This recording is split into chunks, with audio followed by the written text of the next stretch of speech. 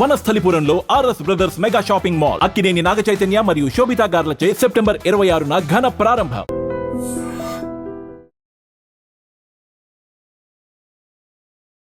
Hi hello నమస్తే, welcome back to our channel. నేను మీ వైషు. ర్యాగింగ్కి ఒక ఫస్ట్ ఇయర్ విద్యార్థి బలైపోయాడు. అంటే ఎప్పటి నుంచో నో ర్యాగింగ్, యాంటీ ర్యాగింగ్ అని చెప్పేసి కాలేజీలో ప్రతి కాలేజీలో ఉంటూనే ఉంది. అయినప్పటికీ కాలేజీలో లేని స్టూడెంట్స్ వచ్చి ర్యాగింగ్ చేయడం వల్ల ఆ అబ్బాయి చనిపోయే వరకు వెళ్ళాడు. అది కూడా వీడియో తీసి మరి. ఎందుకని స్టూడెంట్స్ ఇంత పిరికిగా మారిపోతున్నారు? ఆ అబ్బాయి ఎందుకు కంప్లైంట్ చేయలేకపోయాడు? ఈ విషయం గురించి మాట్లాడడానికి ఈరోజు నాతో పాటు రజనీరమ్మ గారు ఉన్నారు. మేడంతో మాట్లాడదాం. హలో మ్యామ్, నమస్తే. నమస్తే అమ్మ. సో ర్యాగింగ్ అనేది లేదు, ఉండొద్దు అని చెప్పేసి కాలేజీలో యాంటీ ర్యాగింగ్ స్క్వాడ్స్ ఉంటాయి. కానీ ఆ అబ్బాయికి అంత ఇబ్బంది ఉందన్నప్పుడు కనీసం కంప్లైంట్ చేసే అంత ధైర్యం ఎందుకు లేదు? ఫ్రెండ్స్ అడిగితే కూడా చెప్పలేకపోయాడంటే ఎందుకని వాళ్ళ మైండ్ అంత వీక్గా అయిపోయింది అంటారు మ్యామ్? ఫస్ట్ ఆఫ్ ఆల్ వచ్చేసి ఆ అబ్బాయి ఏదో ఊరు నుంచి వచ్చి చదువుకుంటున్నాడు. అవును, అంటే అంత స్వేచ్ఛాజీవి కాదు. కరెక్ట్. ఊర్లో ఒక పద్ధతిగా పెరిగినవాడు, భయభక్తులతో పెరిగినవాడు, చదువుకోవాలి, చదువుకుంటే మంచి భవిష్యత్తు ఉంటుంది అన్న ఉద్దేశాలతో పెరిగినవాడు వచ్చాడు, చదువుకుంటున్నాడు. చదువుకుంటున్నప్పుడు ఫస్ట్ ఇయరా సెకండ్ ఇయర్? First year. అంటే వీళ్ళు ఏమంటారంటే రాక్షసులు ఉంటారనమాట చుట్టూత. ఎక్కడికి వెళ్ళినా అక్కడ రాక్షసులు కొంతమంది ఉంటారు, కొంతమంది బలైపోతూ ఉంటారు వాళ్ళకి. ఇప్పుడు ఈ సంఘటన నాకు అదే అనిపించింది. పాపం చక్కగా వచ్చాడు, చదువుకుంటున్నాడు, వాడి మానాన్ని వాడు ఉన్నాడు. కొత్తగా వచ్చిన స్టూడెంట్స్ మీద వీళ్ళకి ఎందుకు కన్ను? ఇప్పుడు యాంటీ ర్యాగింగ్ అని వచ్చింది, అసలు ఈ మధ్యకాలంలో వినట్లేదు మనం, చాలా అయింది. సో ఇదే వింటున్నాం ఈ కేసు. ఇది ఇలా వాళ్ళు సీనియర్స్ కూడా కాదు, పాస్డ్ అవుట్. నీకేం సంబంధం కాలేజ్తో? ఎగ్జాక్ట్లీ. నువ్వు ఉద్యోగం చేసుకుంటున్నావో చేసుకోవట్లేదో నీకు అసలు కాలేజ్తో సంబంధం లేదు, పోవాలి. ఏదో ఉద్యోగం వెతుక్కుని ఉద్యోగం చేసుకుంటూ ఉండాలి. ఉద్యోగం లేకపోయినా నీ ఏడుపు ఏదో నువ్వు ఏడవాలి.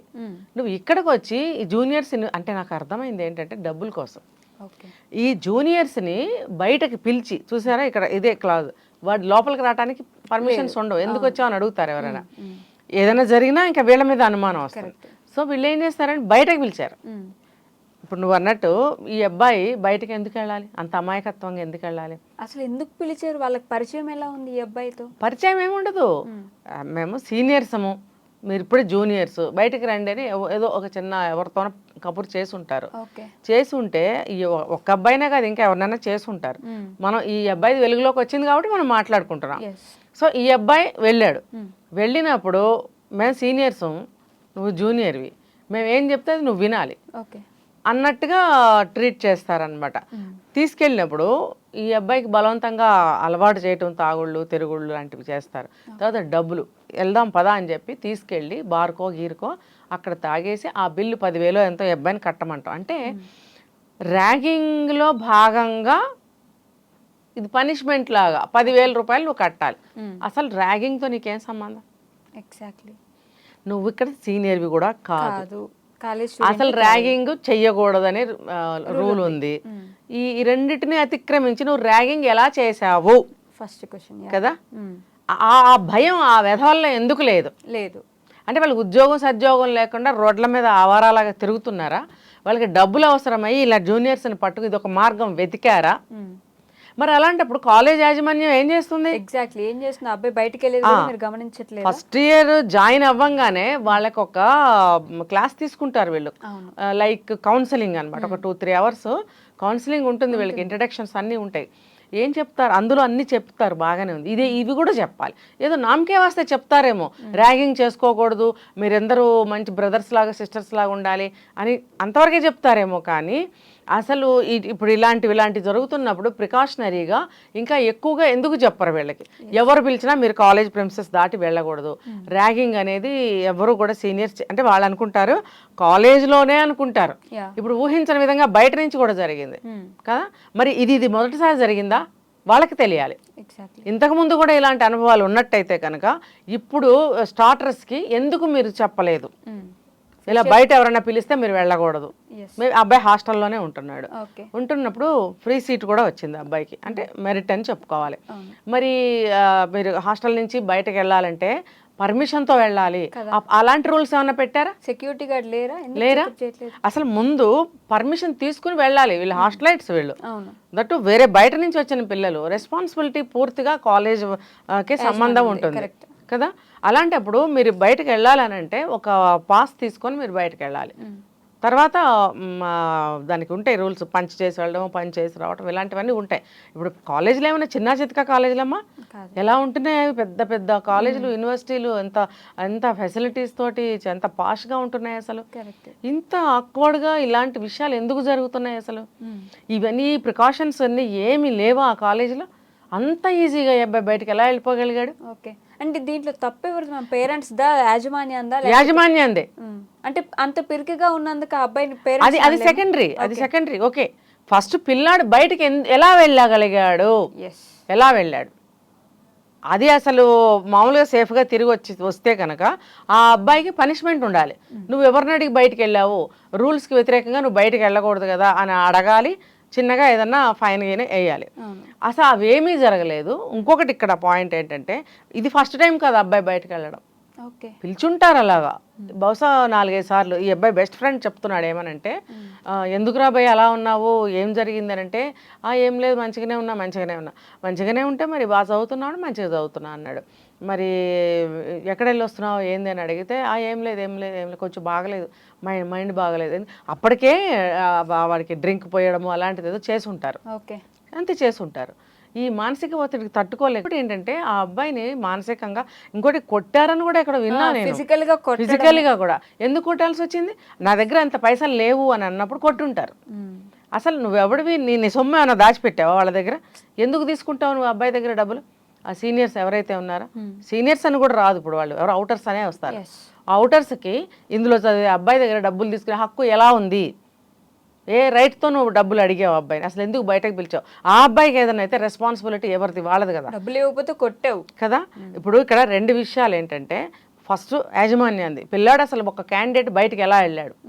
రెండోది, బయటకు వెళ్ళిన తర్వాత ఇలా జరిగింది కాబట్టి రెస్పాన్సిబిలిటీ వాళ్ళది కదా. కొట్టడం ఏంటి, వీడియోలు తీయడం ఏంటి?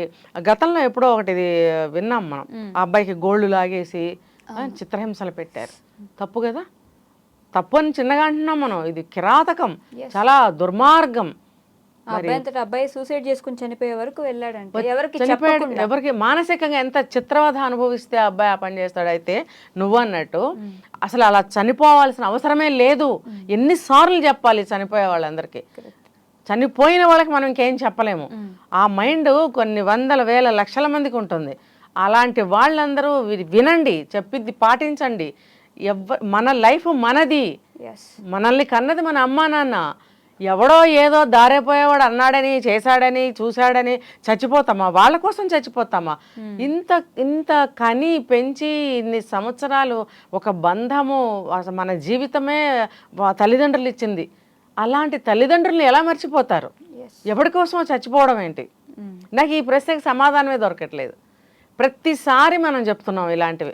మీరు అలా అనిపించినప్పుడు కంప్లైంట్ చేయండి. నువ్వు పోలీస్ దాకా వెళ్ళక్కర్లేదు బాబు. నీ ఫ్రెండ్స్కి చెప్పు, నీ లెక్చరర్కి చెప్పు, ప్రిన్సిపల్కి చెప్పు, అమ్మ నాన్నకి చెప్పు. ఇవన్నీ చేస్తే ఏమవుతుంది? వాళ్ళు ఇమ్మీడియట్గా యాక్షన్ తీసుకుంటారు. ఎవరు వాళ్ళని చెప్పి సైలెంట్గా వచ్చి ఎంక్వైరీ చేసేవారు కదా. అట్లీస్ట్ కాలేజ్ యాజమాన్యానికి కంప్లీట్గా బాధ్యత ఉంటుంది. ఎవడో ఇక్కడి నుంచి చదువుకుని వెళ్ళిపోయిన అవుటరు ఇప్పుడు ప్రజెంట్ చదువుతున్న కుర్రాన్ని బయటకు పిలిచి ఇలా చేశాడు అంటే చాలా సీరియస్ యాక్షన్ కాలేజ్ వాళ్ళు తీసుకోవాలి. ఖచ్చితంగా తీసుకునేవాళ్ళు. ఎందుకు వీళ్ళు తీసుకోలేదు? చెప్పుంటే కదా. అప్పుడు ఆ పక్కన అబ్బాయికి తెలిసింది కదా, ఏదో బాధపడుతున్నాడు. వాళ్ళ ఇంట్లో వాళ్ళకైనా తెలియజేశాడు. రైట్, ఈ అబ్బాయికి చెప్పాడు. చెప్పడం కూడా ఇది కూడా బెస్ట్ మెథడ్. ఫ్రెండ్స్కి కూడా చెప్పాలి. ఏదో చెప్పాడు, నాకు బాగుండట్లేదు, చదవాలనిపించట్లేదు, వెళ్ళిపోతా ఇలా అన్నప్పుడు వెంటనే ఆ పక్కనున్న అబ్బాయి అయినా సరే, వాళ్ళ పేరెంట్స్ కన్సర్న్డ్ ఎవరన్నా కొంచెం దగ్గరగా ఉన్న లెక్చరర్స్ ఉంటారు, లేదా హాస్టల్ అయితే కనుక వీళ్ళ హెడ్ ఎవరో ఉంటారు, తర్వాత పేరెంట్స్ వీళ్ళకి తెలియజేయాలి కదా. ప్రిన్సిపాల్ గారికి తెలియజేయడం కూడా తప్పేం లేదు. ఆయన స్టూడెంటే కదా. సార్ ఇలా అంటున్నాడు, ఏదో దేనికో బాధపడుతున్నారు, ఒకసారి మీరు మాట్లాడండి సార్ అంటే వాళ్ళు కౌన్సిలింగ్ తీసుకుంటారు కదా. అసలు ఏం జరిగిందని తెలుసుకుంటారు కదా. అసలు ఎవరికి తెలియజేయాలి? ఆ కుర్రాడికి తెలియజేస్తే వాడు చిన్నవాడేగా, వాడు భయపడతాడు. అసలు ఏం చేయాలి వాడికి అసలు అర్థం కాదు. ఫస్ట్ ఆఫ్ ఆల్ సో వాడు విని ఏదో ఓదారుస్తాడు అంతవరకే. వాళ్ళకి చెప్పాలి వీళ్ళకి చెప్పాలని తోచదు. ఒకవేళ తోస్తే మహా అయితే వాళ్ళ తల్లిదండ్రులకు చెప్తాడేమో. అంటే వాడు సూసైడ్ చేసుకుంటాడు అనే ఆలోచన ఆ అబ్బాయికి రాదు. అట్లీస్ట్ లేదు. ఆ అబ్బాయికి జ్వరం వచ్చింది లేవలేకపోతున్నాడు అంటే వాళ్ళ అమ్మ వాళ్ళకి చెప్తారు కదా. మరి ఇలాంటి ఎందుకు చెప్పరు? నేను ఇదే చెప్తున్నా, మొత్తుకొని ప్రతిసారి చెప్తున్నా నేను. తల్లిదండ్రులకు చెప్పండి, ఫ్రెండ్స్కి చెప్పండి, మీ లెక్చరర్కి చెప్పండి, మీ ప్రిన్సిపాల్కి చెప్పండి, అట్లీస్ట్ అటెండర్కి ఎవరుంటే వాళ్ళకి చెప్తూ ఉండండి. అది స్ప్రెడ్ అవుతుంది ఆ విషయము. మీలో మీరు దాచుకుని తల్లిదండ్రులు ఇచ్చిన జన్మకి భగవంతుడు ఇచ్చిన జీవితాన్ని మీరు ఎందుకు నాశనం చేసుకుంటున్నారు? వాడెవడో దారైపోయేవాడు కోసం చనిపోవటం ఏంటి?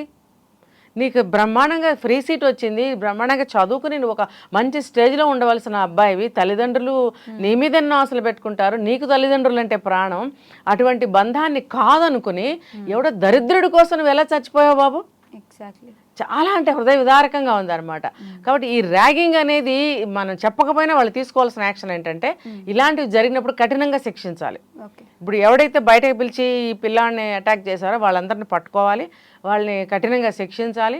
తర్వాత యాజమాన్యానికి కూడా ఇందులో బాధ్యత ఉంటుంది కాబట్టి మరి వాళ్ళని వాళ్ళ పేరెంట్స్ అయినా, సమాజంలో వాళ్ళైనా, అక్కడ ఉన్న స్టూడెంట్స్ పేరెంట్స్ అందరూ అయినా ఆ యాజమాన్యాన్ని ఏమని ప్రశ్నిస్తారో మనం wait and see. Okay ma'am, thank you.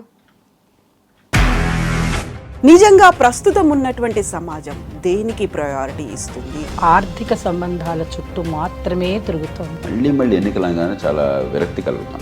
మంచి అనిపిస్తుంది కదా, లేడీస్ కూడా ఛాలెంజింగ్ జాబ్స్ చేసినప్పుడు చాలా బాగుంటది. ట్రాఫిక్ అసిస్టెంట్స్ గా నియమించిన ట్రాన్స్జెండర్స్ అందరితో సాల్యూట్ చేయించుకుంటున్నారు. ఫుడ్ డెలివరీ ఇవ్వటానికి వెళ్ళినటువంటి డెలివరీ బాయ్ అనిల్ పై కళ్ళ ముందు